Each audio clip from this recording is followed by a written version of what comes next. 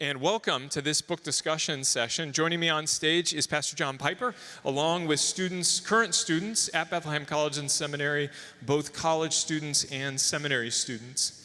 We're going to be discussing together, Let the Nations Be Glad, the Supremacy of God in Missions. Pastor John wrote this book originally in 1993. It was published 31 years ago. It's gone through several editions, the most recent being the 30th anniversary edition from just last year. So we look forward to sharing that with you. All of these students have read the book and come prepared with questions.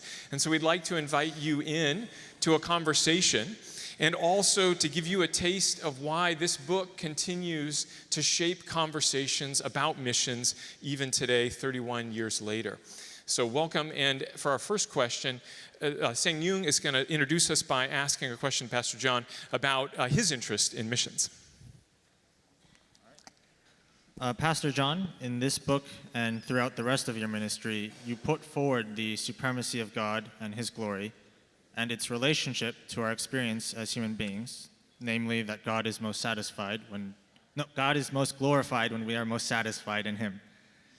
You have written that Jonathan Edwards was instrumental in helping you to see these realities and how this was a life-changing moment for you. My question is, did your passion for missions grow in connection with that story of discovering Christian hedonism? When did missions first become important to you, and what has that looked like in your life since then?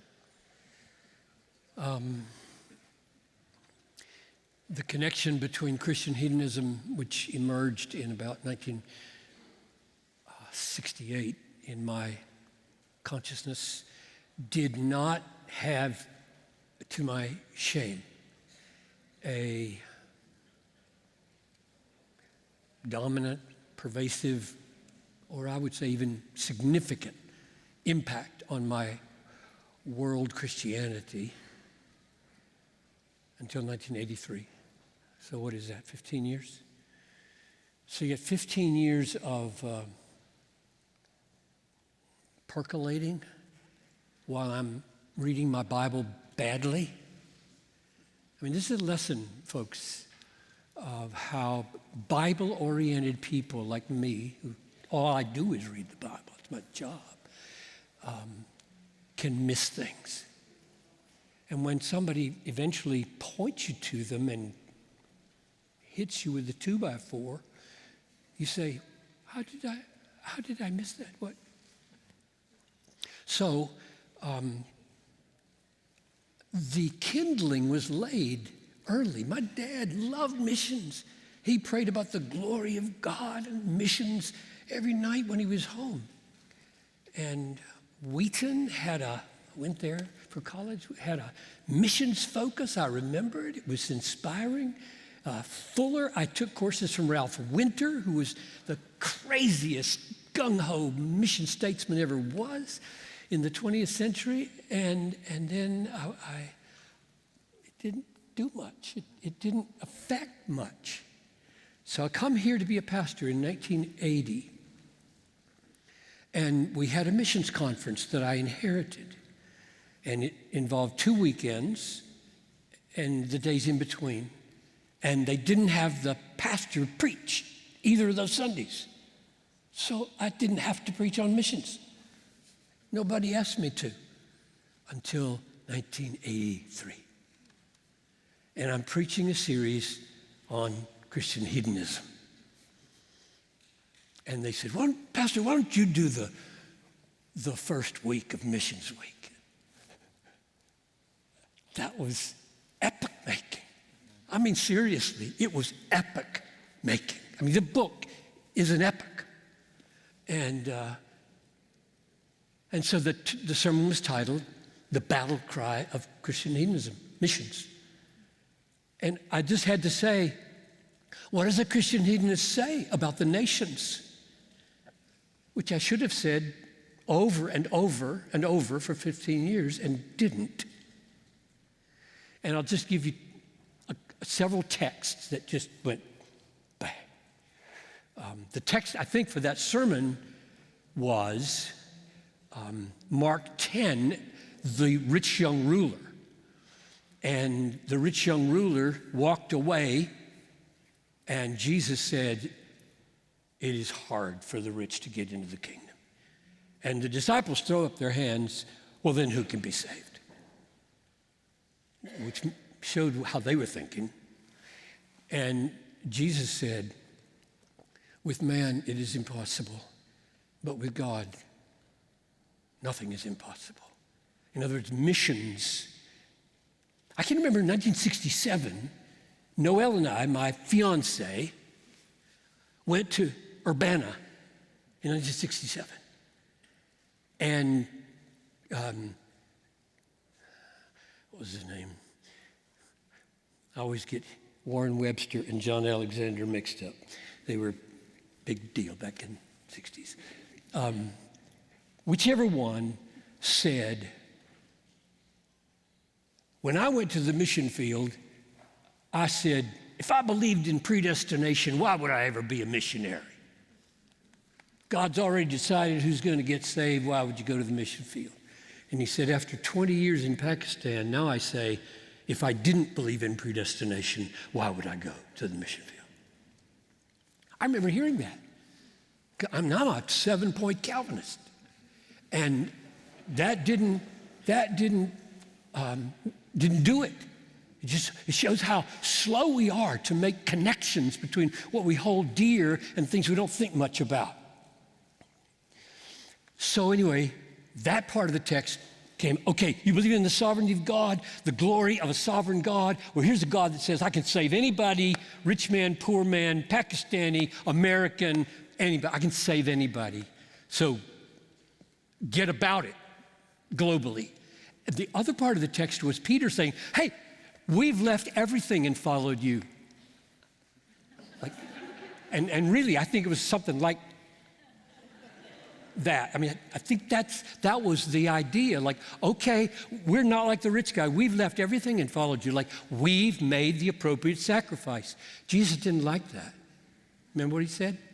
He said, nobody has left mother or father or son or daughter or houses or lands for my sake who will not receive back 100-fold in this life with persecutions and in the age to come eternal life. So get off your self-pity kick, Peter. Nobody can out-sacrifice me. You're in it for joy, and I mean you to be. I mean, that was my paraphrase. And I thought, okay, so you got the sovereignty of God. He can conquer anybody's heart. And you've got him telling Peter, this is not about self-pity. It's not about sacrifice, ultimately. It's about finding where your true treasure is and going for broke. That was the text. Then one more, and I'll stop because I'm not supposed to take the whole time on one.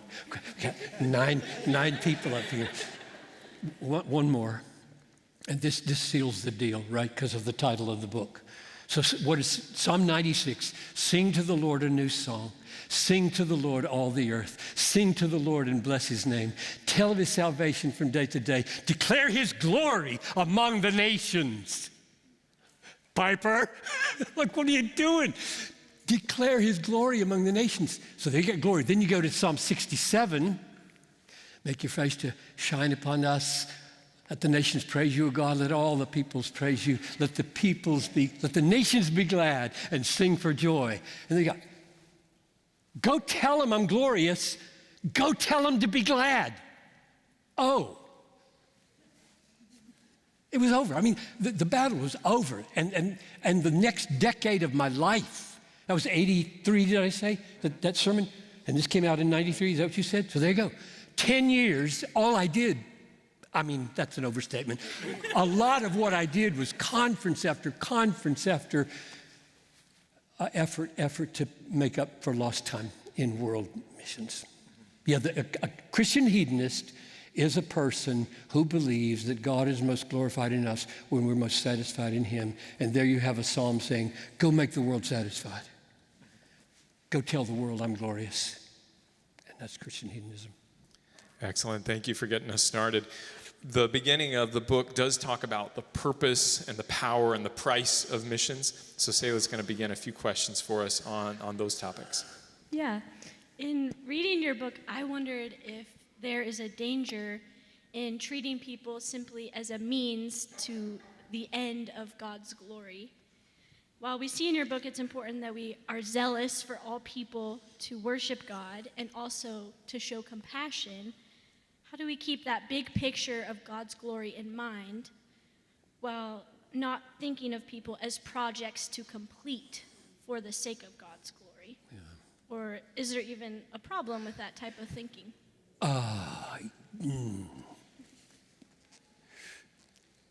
Let me add one piece to your question. So here's the nub that I'm hearing. You're going to head into the world and you're going to say your dominant motive is, I want God to be glorious in this world. I want every human being to know he's God, the kind of God we heard from Andy this morning. That's God. And he's glorious. And I'm in the world to get you to do that. And they might feel, so what about me? You care about me at all? Do I matter to you? So that's the question you asked. Let me duplicate it with the other half of Christian hedonism, because this has been said to me. So you're saying, Piper, that you're motivated not just by the glory of God, but you want to be happy. You want your joy to increase. So you're in this business of Christianity to be happier. That's exactly right, I am. Christian hedonism is a life devoted to pleasure. So, you're just selfish. You're just out and out selfish. You do not care about me, you care about you. You're going to make me a project for your joy. So, we've got two problems, not just one. Are you a project to get glory for God? Are you a project to make me happy? And these questions do not intimidate me. I am so excited to answer these kinds of questions. I mean, I love that question because Christian hedonism is the answer to both of those questions. So let's take mine first, then yours. I mean, seriously, you have to have an answer. If you even come close to being a biblical Christian, which I think is a Christian hedonist, you have to have an answer to this question. Namely, so you're talking to somebody about Jesus and you want to lead them to Jesus. And they kind of pick up on your hedonism and they say, so you really are talking to me right now to increase your happiness. I said, that's exactly what I'm doing. Well, how's that not selfish? I would say, it's not selfish because nobody accuses a person of selfishness if they're willing to lay down their lives to draw another person into the sharing of their joy. Did that go by too fast? Nobody is accused of selfishness if they say, I will lay down my life to include you into the joy that I'm pursuing. And not only will I lay down my life to include you in it, it will make mine bigger if you come. Your joy will be my joy. That's a Bible statement in 2 Corinthians chapter 2. I think you can persuade unbelievers that makes sense, even if they don't like it. I'm not selfish. I mean, I used to go to the hospital to visit people, right, when I was here. And so here's Mabel. We'll call her Mabel because she's 85 years old. And she just had a heart attack, and her son calls me, would you visit my mom? And I walk in to Mabel's room, and she's all hooked up with tubes. I don't know if she's going to make it. And her eyes are closed, and her skin is all shriveled, and there's bruises all over her. And I didn't feel like coming. So I walk up, I put my arm on her, she opens her eyes, and she says, oh, Pastor, you shouldn't have. Now, old people always say, you shouldn't have. Young people say, it's about time. But she's old, and so she says, you shouldn't have. And I could say, I know, and I didn't want to, but I'm a pastor. I'm a pastor, and I have to. It's my duty. But I don't say that. I say, Mabel, I'm here because it makes me so happy to share the best news in the world with you right now.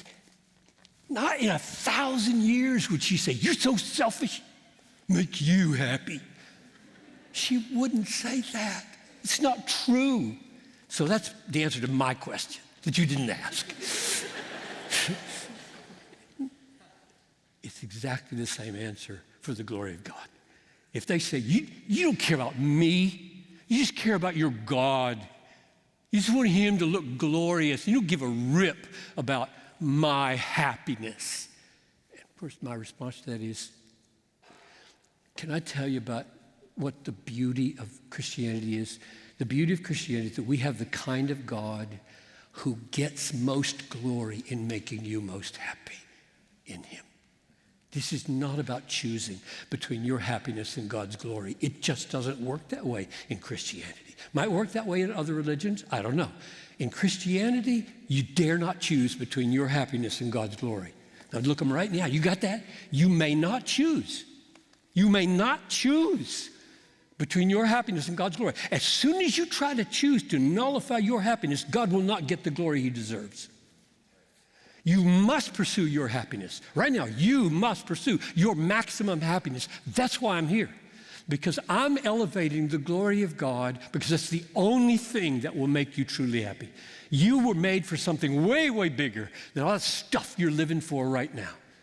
So I just wouldn't buy it that I have turned them into a project, because the key to God's getting glory is they're getting happy in him. And a person whose happiness is being pursued like that doesn't feel like a project. So Pastor John, staying with the heart issue there, but going in a slightly different direction, you allude to Matthew 16:24 when you say, and I'll quote you, "To take up a cross and follow Jesus means to join Jesus on the Calvary road with a resolve to suffer and die with him." Shortly afterward, you then balance this with a reminder, again quoting, "Christian martyrs do not pursue death, they pursue love." So as you intentionally aim to stoke the fires of zeal for missions, how would you counsel us, how would you counsel churches so as to avoid developing a martyrdom complex where you have this burning zeal to die for Jesus, but you're comparatively cold towards the more mundane, more daily, actual ministry of serving to people? If I knew any church like that, I would be happy to work on that problem. Any of your churches in danger of creating martyr complexes? I mean, I'm going to make your question valid anyway. Because it is. I mean, seriously, I wish that were a problem. Okay.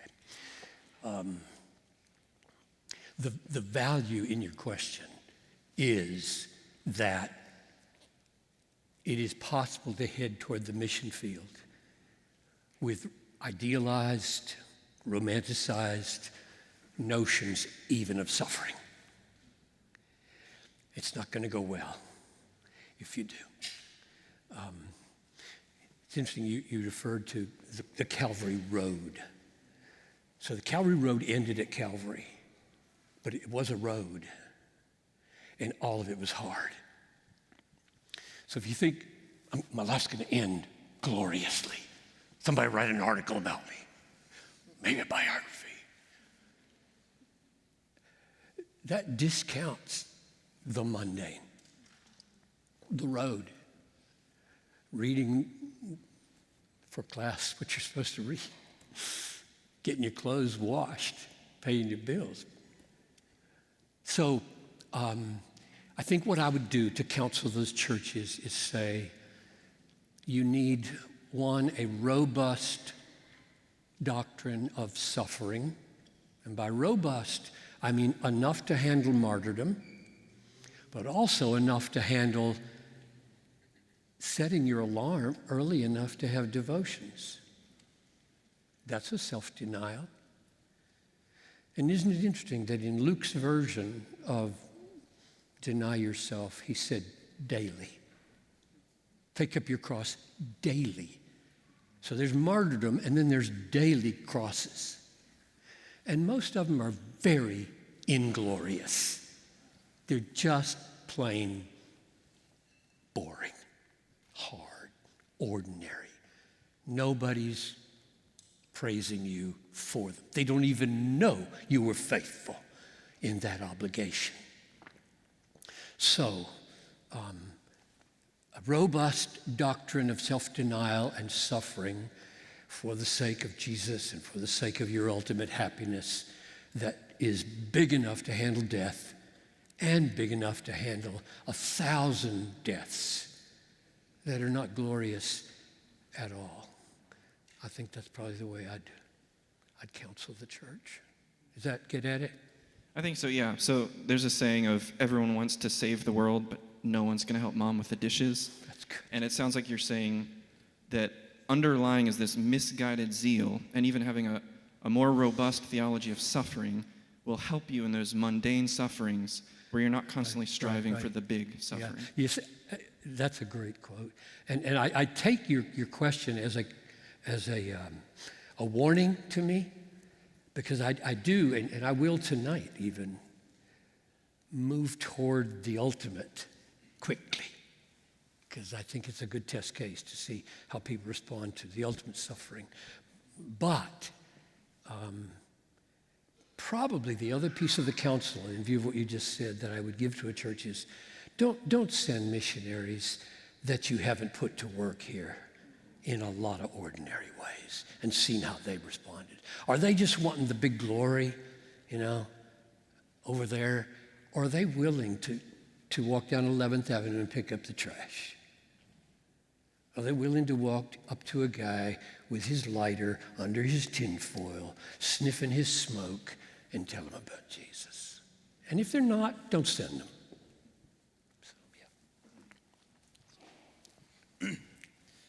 In chapter 3, you quote Jonathan Edwards' beautiful little sermon, Heaven is a World of Love, to explain how the differing degrees of reward in heaven will not be the cause of envy or pride in the glorified saints.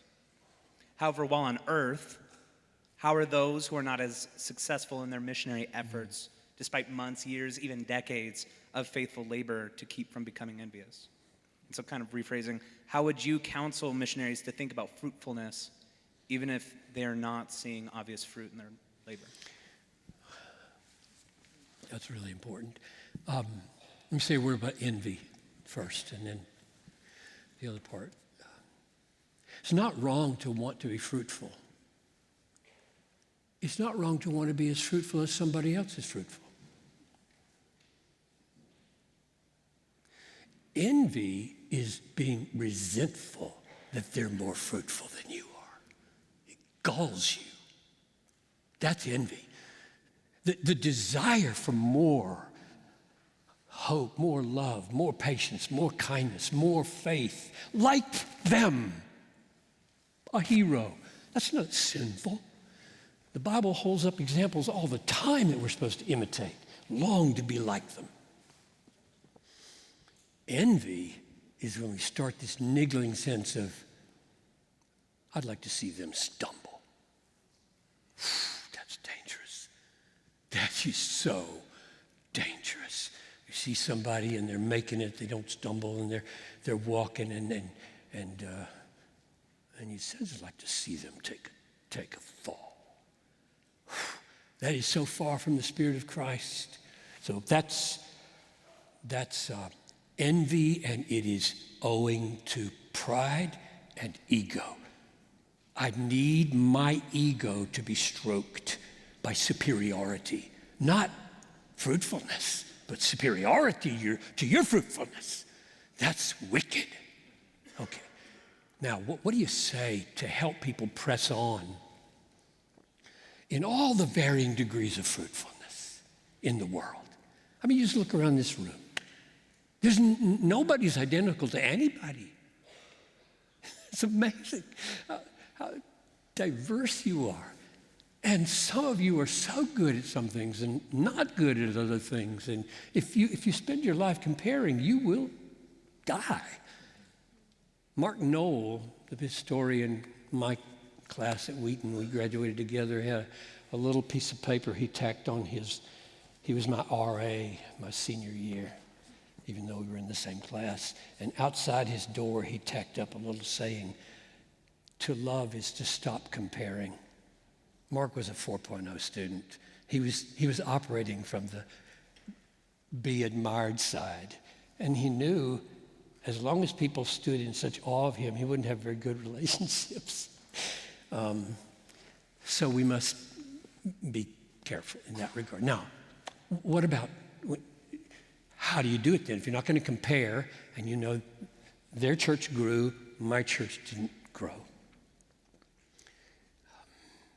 Paul said, I planted, Apollos watered, God gave the growth, therefore neither he who plants nor he who waters is anything, but only God who gives the growth. So you bow before the sovereignty of God and you say, he gave growth there, he didn't give growth here. God is God, I'm not God. I love God, he's good, he's just, he's wise.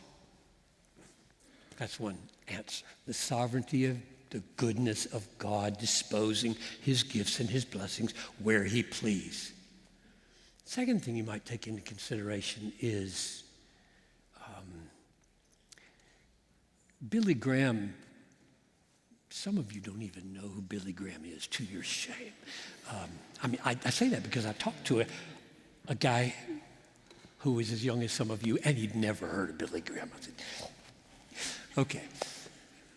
Billy Graham said when he used to have his mission in town here, just write Billy Graham, Minneapolis, 123, box 123. That's all you need.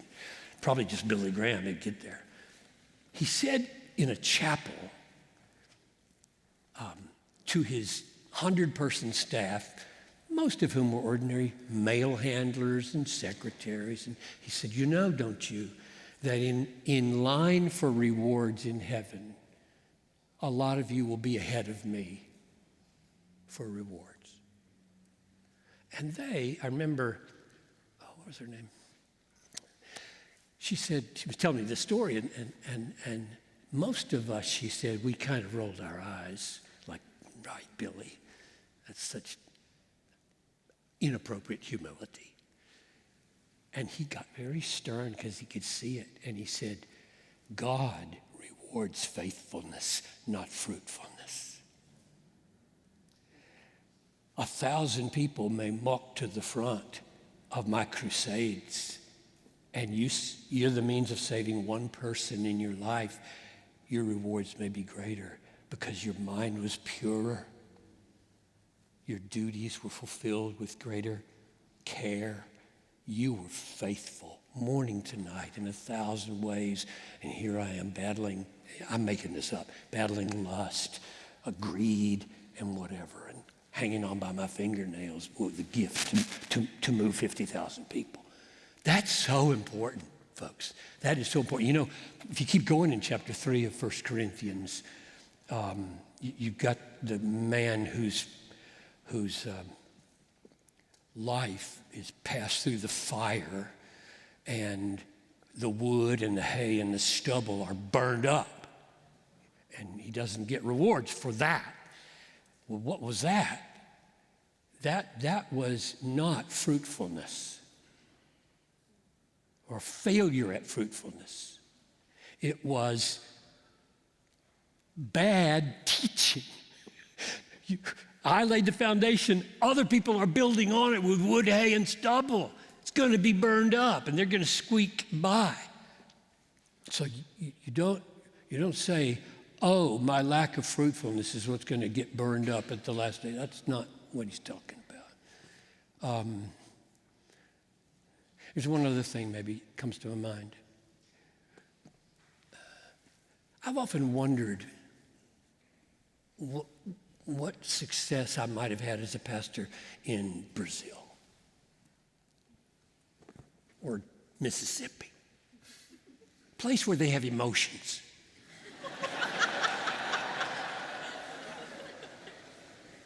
Because I can't get into that, right? I can preach to people like that. my church might grow. Now, here's the point. Planting a church in New Hampshire and planting a church in Mississippi are radically different challenges, not to mention Afghanistan. And therefore, if you measure yourself in New Hampshire by the guy in Mississippi, that's not a wise thing to do.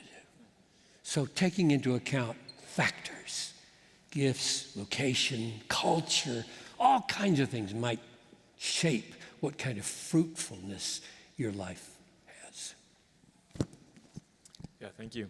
Next, we have a couple questions on missions practice and priorities coming from the middle section of Let the Nations Be Glad. Eddie will get us started. Okay. This question is about unreached people groups and the strategy that churches employ to reach them. The desire to finish the task. Should we think of missions as a continuous process of reaching unreached people groups as they sprout, rather than a time-specific snapshot of people group data collected by a mission organization? In a migration-heavy and constantly changing world, should missions be about finishing or being faithful to the task? You and I have talked about this just a little bit before. So when I saw that you were going to ask that question, I thought, that's good. We get to talk about it out loud with everybody. Those are not alternatives in my mind. Work on finishing, work on being faithful are like fruit and apples. Or no, it's apples and fruit. Yeah, I think I better say. So here's what drives me not to write off the finishing mindset. Finish the Great Commission. Work on it. Be part of it. I mean, back in the 1980s, we were saying, by 2000, come Lord Jesus. And I don't think that was a bad thing to do. I mean, date setting is a bad thing to do, but praying toward it is not a bad thing to do. Come Lord Jesus is the prayer every saint should pray. Sooner the better. No, I lost my thought. Where was I going? Finish the task. Still valid. That's right. Thank you. Dr. Fuller I'm going to lose it again here. Dr. Fuller used to say, I just lost the ball in the tall grass. Somebody help me. What was I talking about? Okay, let me see if I can find it again now. Finish the task is still valid. Finish the task is still valid because Jesus said, go and make disciples of all nations. So go and do panta ta ethne, whatever that is. Go for it. Disciple them, baptize them, teach them, and keep doing it until you've got panta, all of them. That's one. And another one, John said, you were slain, Jesus, and by your blood you ransomed people for God from every tribe and tongue and people and nation and have made them a kingdom, priests to our God, and they shall reign on earth. So you died to ransom people from all of them. Be about the business of getting those ransomed from all of them. Like Paul in Corinth, I have many people in this city, so don't stop preaching. Don't be afraid. Preach. I'll draw my people to the gospel. And the third is Matthew 24:14, where he said, this gospel will be preached throughout the whole world as a testimony to all the nations, and then the end will come. Like, oh, there's a connection between the end and reaching all the nations. Now, I remember George Ladd, New Testament scholar, previous generation, my teacher at Fuller, wrote New Testament theology, The Presence of the Kingdom, lots of good books. And he did an article on the meaning of Peter's phrase, hasten the day of God. Like, what in the world is that? God has a day fixed. What do you mean, hasten the day of God? And he said, there's one way to hasten the day of God. Finish the mission. I thought that was pretty good. So that's my impulse about don't lose the finishing mindset. I hope you don't. I know from talking to one person here already that there are people in this room on their way to the mission field. And I was praying with my wife 45 minutes ago that there would be more because of this little moment right here. That some of you would come to this and You're wobbly about your future, and by the end of this conference, you wouldn't be wobbly anymore. Now I just lost it again. Where was I going? Yeah, but then the faithful side, faithful versus finish. Yes. I don't think that was what I was going, but I'll go there because I can't think where I was going. The faithful side is that we don't know. We don't know. And I think one of the things you think about, Eddie, is the fact that unreached peoples is a amorphous idea. It's not clearly defined even when you say tribe, people, tongue, nation. You take those four, like, can you draw nice lines between those? No. Can you tell how wide they are? No. But there's a lot of them. It's probably not taxi drivers in Mumbai. I don't like it when you use people groups like that, because I don't think Jesus had that kind of thing in mind. I think he had ethno-linguistic groups, a little more manageable than every layer of job, you know. So I'm not happy with that kind of treatment. But your point, or some people's point, is some of those are going out of existence, little teeny tribes, and some are coming into existence. I mean, if you give long enough. So what did Jesus mean? And frankly, I don't know. I don't know how Jesus would answer that question of go to all the nations, and he has in mind, he can see thousands of ethno-linguistic people groups, 7, 8, 10,000, whatever there are. And he knew that some of those tiny tribes at that point in South America or North America wouldn't exist by the time missionaries got there. And so all I can say is he knew that, he didn't intend that, and we shouldn't press it that hard. But faithfulness means wherever God calls you in the process of finishing, and we all fit at different places. I've never been a missionary. It should be a lesson for a lot of you that I wrote a book on missions. It's 30 years old, it's used in classes, it's made a difference, and I've never been a missionary. That's weird. I mean, that's weird. How can that be? Well, that should tell you, there's all kinds of ways God's going to use you. Well, you can't even imagine. Okay, so yes to faithfulness, yes to finishing, both, and.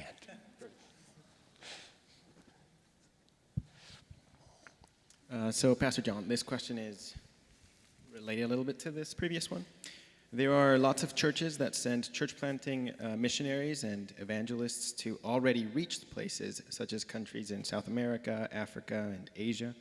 You talk about how the center of gravity in world Christianity is shifting towards, South and East, Latin America, etc. So, for instance, in my hometown in Mexico, there were lots of missionaries that came to preach the gospel, though the gospel had already been preached there decades ago.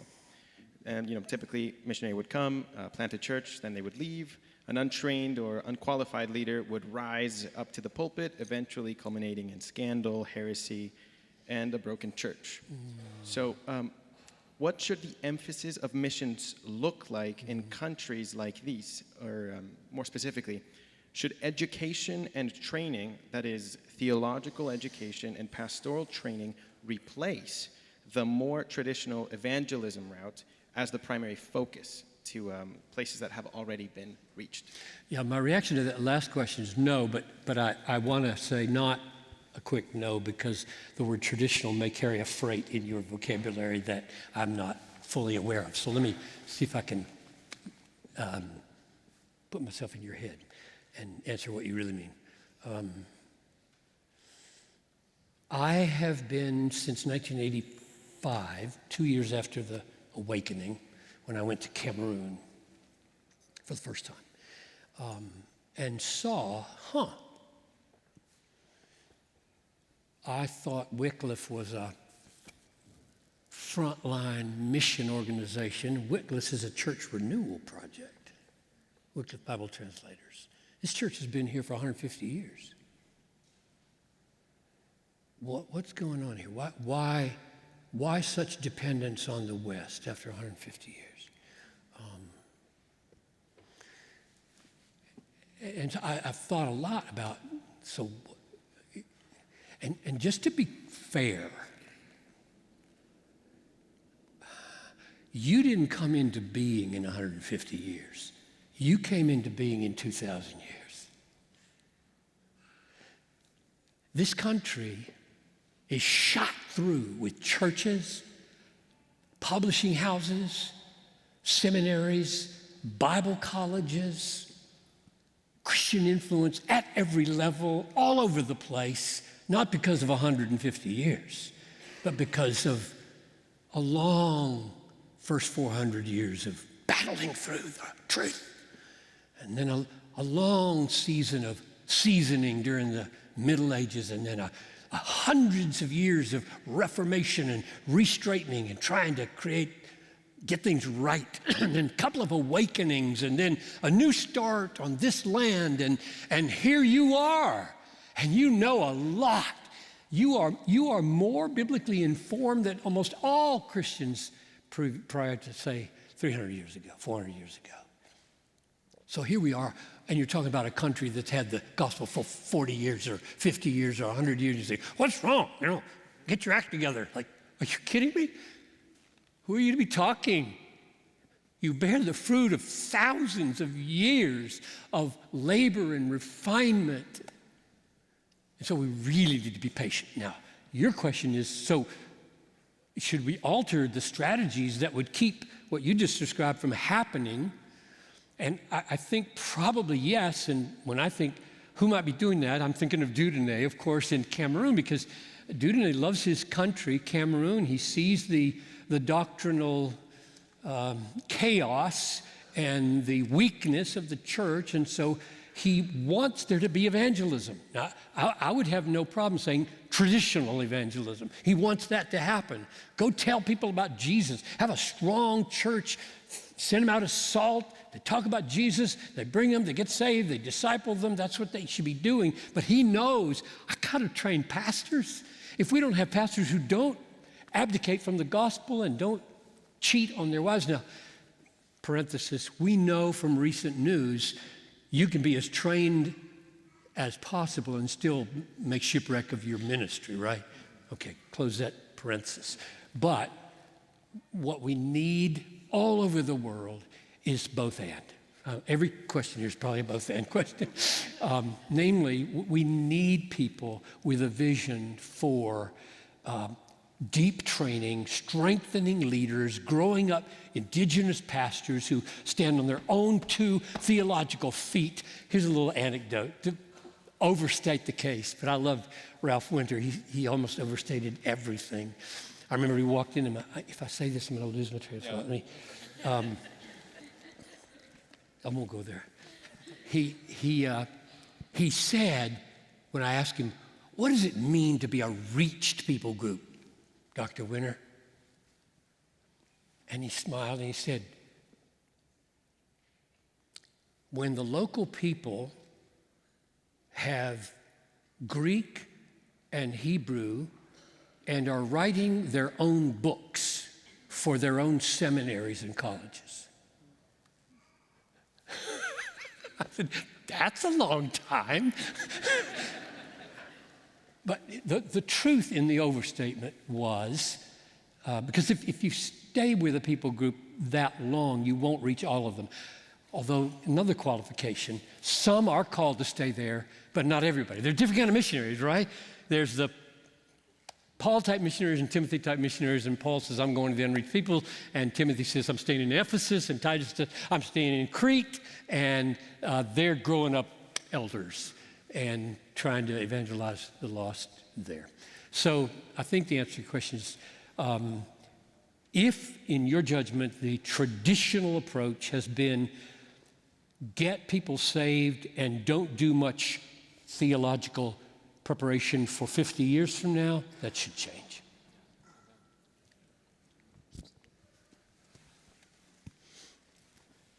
So since we believe that God will work in the hearts of those we interact with among the nations, and we trust his sovereignty in each conversation we have with the unreached, how should we go about pursuing relationships with those who aren't open to the gospel immediately? Should we consider this a closed door, or should we consider or continue to pursue relationships, trusting that the Lord will work through our faithfulness to the Great Commission? You asked earlier which question I found most interesting, and I said, I know the one I found most difficult, that one. I have seen these questions before. Truth in advertising. Jesus set out his disciples 2 by 2, and he said, if you enter a town and they do not receive you, knock the dust off your robe and go to another city. Like, whoa. And Paul, in Acts 13, I think Antioch of Pisidia, goes first Sunday, Sabbath, in the synagogue and blows them away with this long sermon. And someone say, come back next Sunday, we want to hear more of this. And he comes back, and the opposition is enormous. And Paul, I can picture him putting up his hand and saying, look, if you judge yourselves unworthy of eternal life, I'm turning to the Gentiles. He leaves the synagogue. He's gone. Leaves them in their lostness, unless they want to come to the meeting. So I've got these texts in my mind that are discouraging me at one level from lingering too long with resistant people. And you love people like that.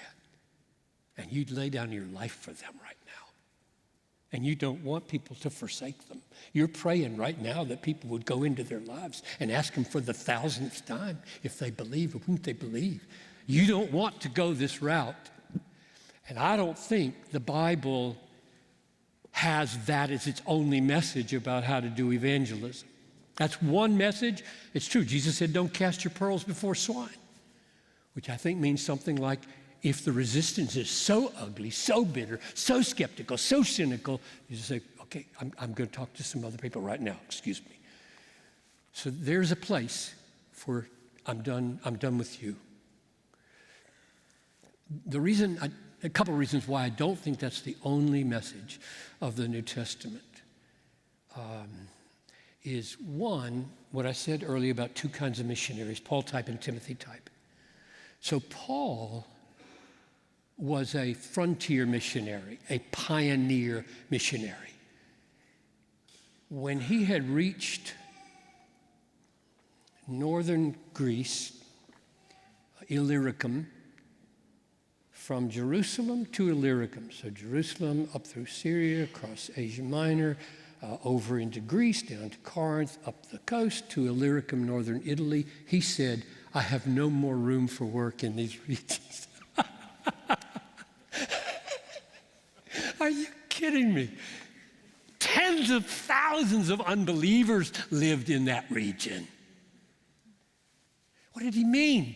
I have no more room for work. He meant, I'm a frontier missionary. The church exists here. I'm going to Spain. Now, that kind of person will not spend too long with a recalcitrant people. I'm gone. But you know what he did in Ephesus and Crete? He left Timothy and Titus. And he wrote letters to them to tell them how to do their work. And they said, do the work of an evangelist. Well, what did that mean? It meant you got a region. You're responsible for it. And you're supposed to stay right there. Just send your people out to be as loving and as creative as they can. They'll figure out how often they can talk to a person, just like you're trying to figure out how many emails to write to your loved one. That was one. Here's the other one. The other biblical impulse that makes me think the knock the dust off and get moving is not the only message. Do you remember that parable? I guess it's a parable where Jesus says a man owned a fig tree, and he said, that fig tree has not borne any fruit for 3 years. Cut it down. It shouldn't even waste the ground. And this unknown spokesman, whoever it is in the parable, says, sir, could we just Wait one more year and put some fertilizer around it. And then if it doesn't bear fruit, you can cut it down. Now, what's the point of that parable? I think it's a double point. I think the first point is you are close to being cut down, Israel. Don't toy with me. I've come offering you the gospel. You need to repent and bear the fruits worthy of repentance, Israel, or you're coming down. The axe is laid to the root of the tree.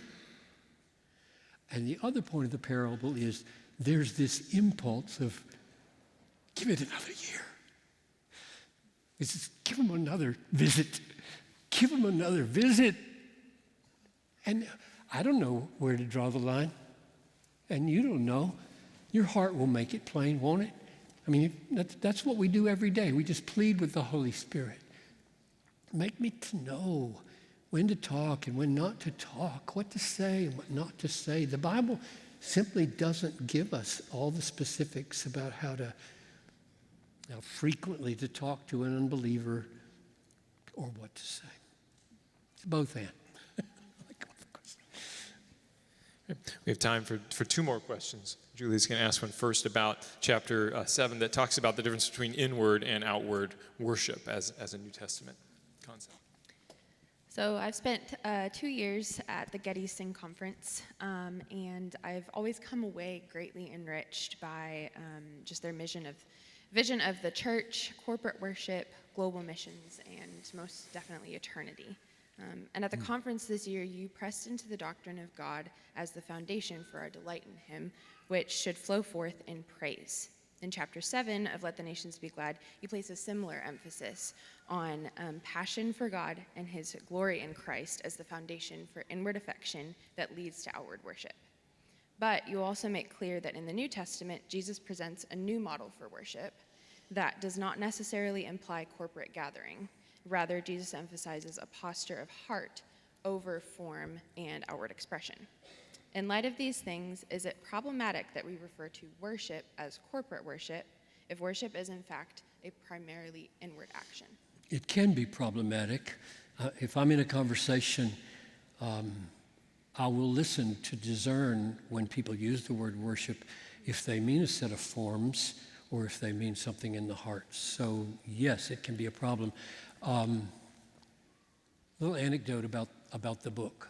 In the first edition, I mean, the only sentence anybody ever remembers from this book is the first sentence, which is, missions exist because worship doesn't. You know, and I had these worship leaders coming up to me and say, "Oh, I love this sentence. I love this. This is so great." And it really did serve a lot of people who did international worship ministries. But I could tell they're taking my meaning to be worship services. Missions exist because worship services don't.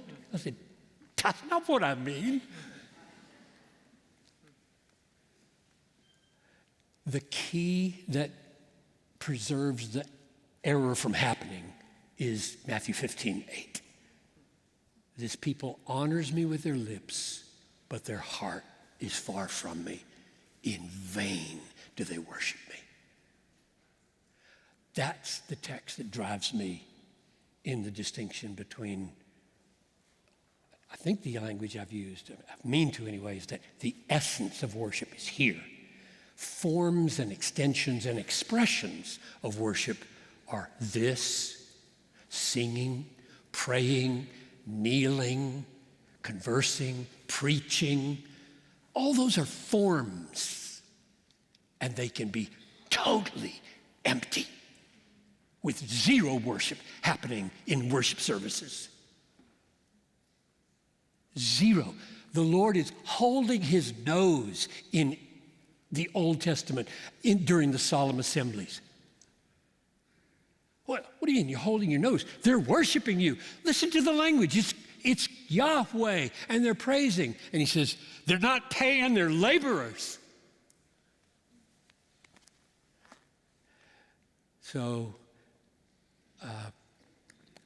I don't like emphases on form. And what I mean by the New Testament being so different from the Old is that oh my goodness, there are almost endless instructions to how to worship in the Old Testament outwardly, right? There's endless instructions for how to do it right.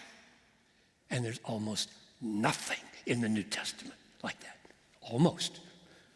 I don't want you to say that Piper thinks there shouldn't be corporate worship services, okay? Everybody hear that? I make a case in my preaching book. In fact, I had a missionary write me and say, we got a lot of missionaries who don't believe in preaching. You got anything to defend the normativity of preaching in worship services? I said, yeah, I wrote a book.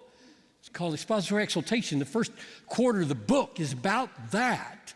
I believe that you can read your New Testament carefully and know you ought not to forsake the assembling of yourselves together, and there's enough evidence that you ought to sing in those services and you ought to preach in those services. So let it be said, Sunday morning, I sit right over there and I love it. My marriage has been saved by corporate worship services. I've told Noel that. You know, you have a squabble with your wife Saturday, you're not talking. You're emotionally ticked and you're self-pitying. And you come into a service and suddenly lift up with 400 or 500 people the bigness of God, the mercies of God, the kindness of God, and you feel like an idiot. Why am I wrecking this relationship with my peaked, emotional, self-pitying selfishness? I mean, I seriously believe God has appointed corporate worship services to save marriages and other things. I love corporate worship, but I love real worship here more. Where are we? Well, I have a little bit of a hypothetical for you.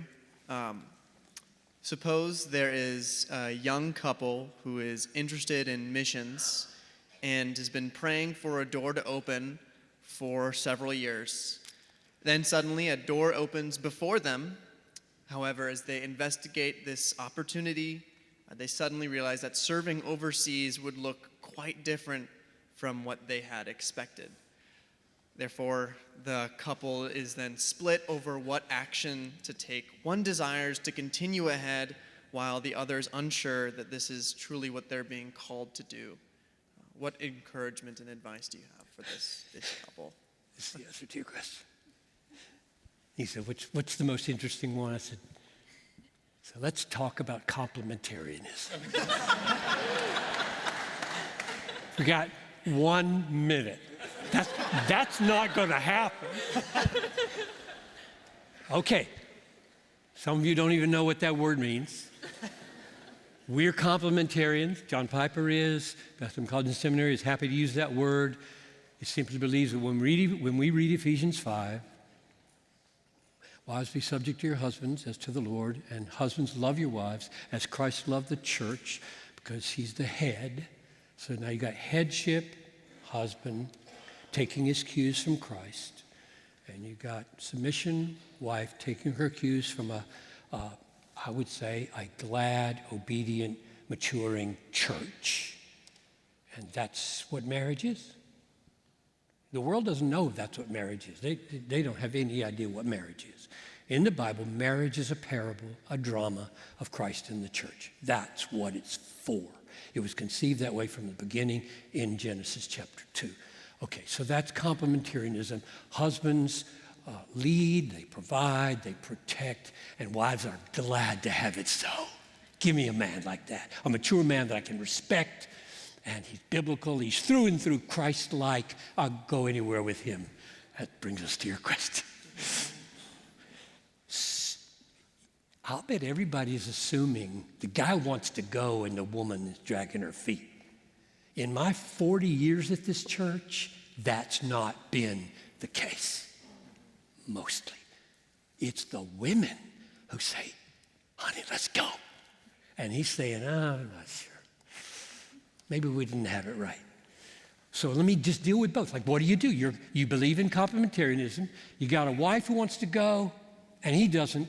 And you got a husband who wants to go, and she doesn't. Those are the two scenarios. And I don't think they're solved in exactly the same way. It's the non-parallelism that makes you a complementarianist.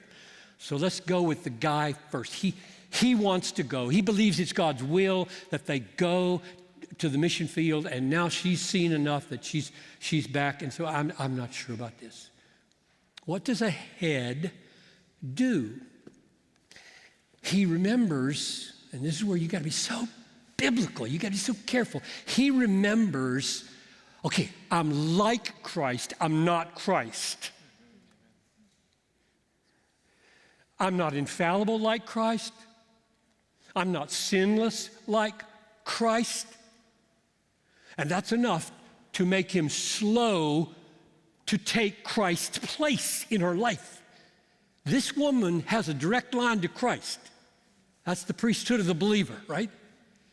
And she's claiming that her sense of this is not so sure. And his is saying something different, and he knows he's not God. And therefore, he doesn't preempt conversation. He doesn't assume, I don't need counsel, I don't need wisdom. She's my body, but I'm not paying attention. That's crazy, right? That's crazy. It's not only crazy because it's unprincipled biblically, it's crazy because you gotta have her on board, man. You can't have her dragging her feet. You gotta be together. It's not gonna work if she's not in this. And not everybody did that in history.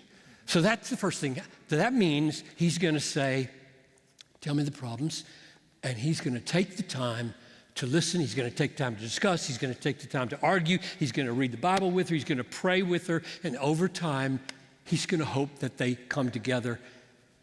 And here's the difference between the other one we'll talk about in just a second. There may come a point where he discerns she's strong enough. She's got these misgivings. It's time. We're gonna go. You can do this.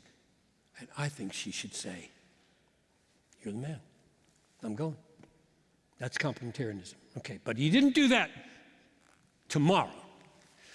Now, what if she wants to go? And he said, I don't know. And she's not the head. And she wants to persuade him, and she ought to want to persuade him, because that's the way it is in 1 Peter 3. The wife is desperately trying to win her husband to Christ, or in this case, win him to the missionary calling that they once had, and she thinks they still have. And she's going to do similar things. She's going to pray, she's going to talk, she's going to give her reasons, and she's going to be patient, she's going to wait. But she will not, like him, come to the point and say, we're going. Pack your bag, hubby. That's not going to happen in a complementarian marriage. But she can win him. She can win him. And she needs to. I mean, they've got to do this together. That's the bottom line is, I mean, just maybe close with this. I stood at the front there for, well, this building was built in 91, whatever, 30 years and so, and 20 years in this building. And people would come to me with after services, the most intractable questions. Like, I don't have any idea what the answer is to your question. You said, if I do this, I'm damned. If I do this, I'm damned. It's just, there's no way forward in this relationship with my dad or my wife or my employer. And I would generally say, look, I don't know, but I do know there's a third way. God has a third way. A way that will be obedient and right. And right now, you can't see it, I can't see it. But God can see it. Let's ask him. And I would say that. Like if she says, this is a deadlock, man. This is going to be miserable for the next 10 years. Or he might say that. And I'm going to say to that couple, no, there's a way. There is a way. God will show you a way. You're going to have a happy, fruitful marriage of ministry together. He's going to make that happen. Okay, thank you, Pastor John. Would you join me in expressing appreciation for Pastor John and for these students?